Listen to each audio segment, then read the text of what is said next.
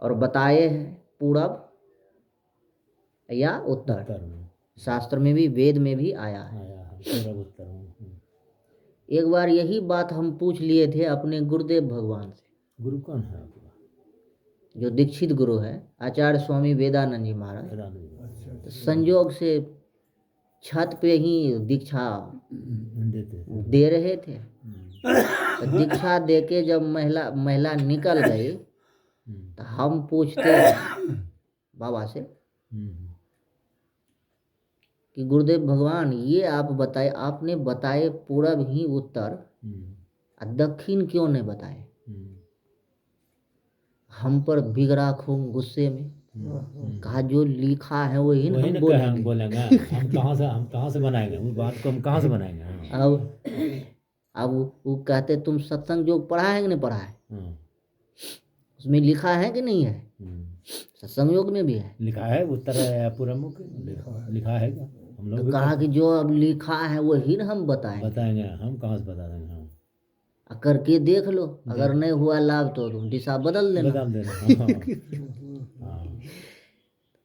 तो इसमें जो है शास्त्रों में भी जो जो लिखे हैं, ऋषि मुनि पहले करके देखा है तब लिखा है, ऐसे नहीं लिखा है। उसका परवाइज ऐसा नहीं डायरेक्टली ऋषि मुनि लिख देंगे आपको, नहीं, पहले करके देख लिया तब वो हुआ कि नहीं हुआ, तब लिखा है शास्त्र में। शास्त्र में ऐसे लिखा है। शास्त्र में यह भी लिखा है कि शाम में उत्तर मुंह होना चाहिए। जी हाँ, ये बात सही है। संध्या कालीन दक्षिण मुंह क्यों नहीं होता है? एक आप पढ़िएगा, उसमें भागवत बाबा बढ़िया से समझाए हैं, साधक पीयूष एक किताब है। एक मिनट सुनिए महाराज, दक्षिण मुंह क्यों नहीं ध्यान करते हम लोग? दक्षिण जो था, रावण ने शनिचरा भगवान को बांध के रखा था उल्टा मुंह। हाँ, इसीलिए अगर दक्षिण मुंह आप ध्यान करते हैं तो शनिचरा महाराज का ध्यान होता है, इसीलिए दक्षिण मुंह नहीं होना चाहिए। हाँ, पश्चिम दिशा, पश्चिम दिशा जो मुस्लिम महाराज का देवता है कावा, हाँ, उसका ध्यान हो जाता है। इसीलिए उत्तर मुख और पूर्व मुख दो दिशा बतलाया, दो दिशा शास्त्र में लिखा है। सब में सबका स्थान है। दक्षिण जो है पर्वत का ऋषि मुनि का गढ़ है और पूर्व सूर्य भगवान का गढ़ है, इसीलिए दो दिशा में ध्यान अभ्यास करना चाहिए। और एक बात और भी है, जब ध्यान में आप बैठेंगे जगह भी एकांत होनी चाहिए, शोरगुल नहीं होना चाहिए। कुछ अगर परिवार में शोरगुल है, ज्यादा बच्चा हलचल मचाएगा, बच्चा तो नहीं बुझेगा, आगे गोदी में बैठ जाएगा तो कान पकड़ लेगा, तो नाक पकड़ लेगा, तो यो करता है। बहुत होता है, नहीं कुछ होगा तो हल्ला तो जरूर होगा। अब आप हैं दूसरे ध्यान में, अब बच्चा वो दूसरे ध्यान करवा रहा है, इससे भी जो हट के बहुत ऐसा देखिए मोह माया में जो लिपटा है, तो बैठ गए, अब उधर से आ गया पोता पोती नाती नतनी, तो बस जो है ध्यान हो गया, आपको हिला डोला देंगे। खत्म हो गया। दृष्टि जहाँ गड़बड़ाया तो वहाँ रूप बदल जाएगा। मन्ने भाग। अब ध्यान में भी कई रूप है, इसमें भी बताते नहीं, एक रूप का ध्यान, एक मंत्र का जाप। आखिर कई रूप को हटा के एक रूप का कह रहे हैं ध्यान करने का, आखिर कारण क्या है? गुरु जो बता रहे हैं कि एक के रूप होना चाहिए, अलग रूप। दूसरा रूप माना चित्र होता है। जैसे मेरा चेहरा का भी शकल देख रहे हैं, कैसा है, उजला है कि काला है कि गोरा है, कैसे है रूप, ये होते हैं। तो उसी तरह से एक रूप का ध्यान, गुरु महाराज किस रूप में है, रूप का ध्यान कर रहे हैं।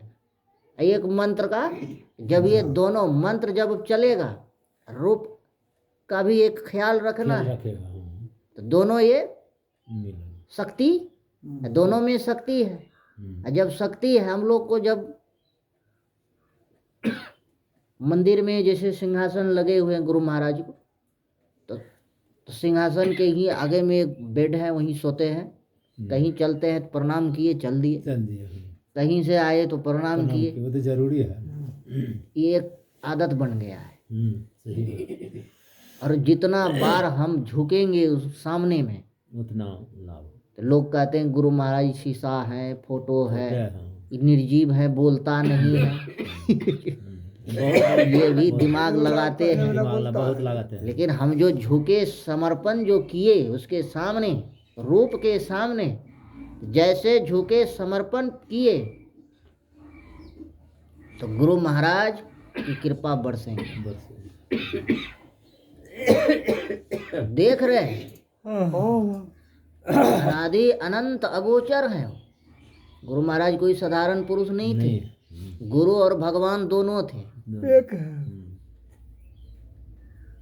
संत का दर्जा जो दिए हैं, गुरु और भगवान, कोई अंतर नहीं। जो भगवान कहलाए, शंकर भगवान, विष्णु भगवान,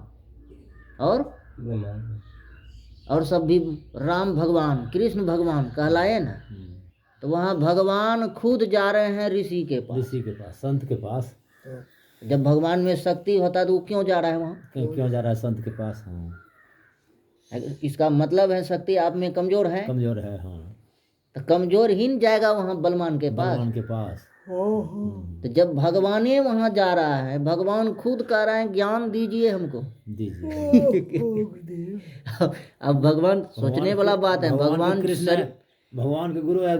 जब शरीर में आए, तो इस शरीर में भगवान खुद पूछ रहे हैं, मुझे चलने का ज्ञान नहीं है, बोलने का ज्ञान नहीं है, कुछ काम करने का ज्ञान नहीं है, तो कैसे करेंगे बताइए, उपदेश कीजिए।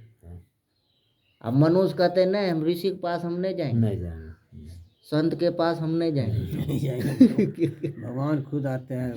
ये भी सोच, जब भगवान उतने शक्तिशाली, देवी देवता उतने शक्तिशाली, जाके नतमस्तक हो रहे हैं, ज्ञान की बातें कर रहे हैं, ज्ञान दीजिए। संत महापुरुष में इतना दिव्य ज्ञान है कि कितनों वो बांट देगा, उड़ाएगा ना। एक समुद्र देखे होंगे, समुद्र में पानी निकालते रहिए, वो घटेगा ही इसी तरह से जितना निकाले उतना और वहाँ बढ़ रहा है, वो अंदर से पानी निकल रहा है। नदी तालाब का पानी निकाल दीजिए, 4-5 दिन में खत्म है।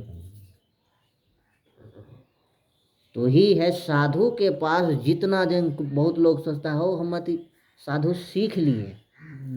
दूसरी बात ये भी है, सब साधु में भी देखिएगा आपको अलग अलग कुछ महसूस लगेगा, एक के जैसा नहीं। सबका भाव अलग, रहन सहन अलग, खान पान अलग, खाने का अलग, बोलने का स्टाइल अलग, चलने का स्टाइल अलग, बात करने का भी व्यवहार अलग, ये अलग अलग दिखेगा, एक जैसा नहीं लगेगा, कुछ न कुछ अंतर जरूर होगा। तो कुछ लोग क्या कहते, सब साधु एक के है, तो सब साधु एक कैसे है? एक नहीं है। ये भी अलग, हम लोग सब भी जांच किए हैं। अब देखें सरकारी विभाग में, आप देखिएगा दरोगा जो है थाना लेवल पे है, प्रखंड लेवल पे, ISP है जिला लेवल पे, तो दरोगा SP वाला काम करेगा? नहीं करेगा। जबकि उसको भी वर्दी मिला है, डायरी मिला है, डंडा मिला है कि नहीं है? लेकिन ये दोनों में अंतर देखिए, वर्दी वो भी पहन रहे, गाड़ी पर वो भी चल रहे हैं, मोबाइल वो भी रख रहे हैं, थाना में रह रहे हैं, पुलिस का वर्दी है, पावर है, सब कुछ है, लेकिन काम में अंतर है। SP का पावर है, जो काम SP करेंगे वो दरोगा नहीं कर सकते। पोस्ट के सामने नीचा है। तो वही अध्यात्म में भी जो ज्ञान पर भी ये आपको समझने की बात है। ये बैठक है, इसी बैठक में समझने की बात है। अब इसमें भी हम तरह तरह का चर्चा हुए, समय भी लंबा है। तो कितना आपको हम सुनाएंगे, तो सुनाते सुनाते जो अब दिन भर भी सुनाएंगे ना, तो अंत नहीं होगा। जितना आप सुने इतने में आप संतुष्ट हो हो जाइए, जाइए। इसी को भजाइए। तो धीरे धीरे ज्ञान बढ़ेगा ना। हम्म, तो इसलिए गुरु महाराज की कृपा है, तो हम आ गए। साधु संत तो जल्दी मिलते नहीं है, ईश्वर का कृपा, गुरु महाराज का कृपा जब कृपा होते हैं, जब पुण्य का उदय होता है, जब भक्ति आपकी बढ़ेगी, तब यहाँ तक कि संतों से बात करना भी, जब तक पुण्य जागृत नहीं है, आप उससे बात भी बात नहीं नहीं कर कर सकते। सकते हैं। सही बात। पुण्य का हम लोग पूंजी देखते हैं कि हम लोग खुद महसूस होता है कि इतना पब्लिक के बीच कोई जो है बात नहीं कर पाता है, कोई आदमी जो है एकदम बढ़िया से प्रेम से बात बात करता कर लेता है, है। इसका मतलब है पुण्य का फल है वहाँ। फल है। हाँ, सब तो आदमी है। आदमी है।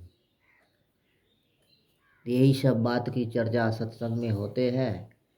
अब विशेष तो हमने सुनाएंगे। यही रसीदवा जो आया है, तो हम लोग बहुत आश्रम में रहे।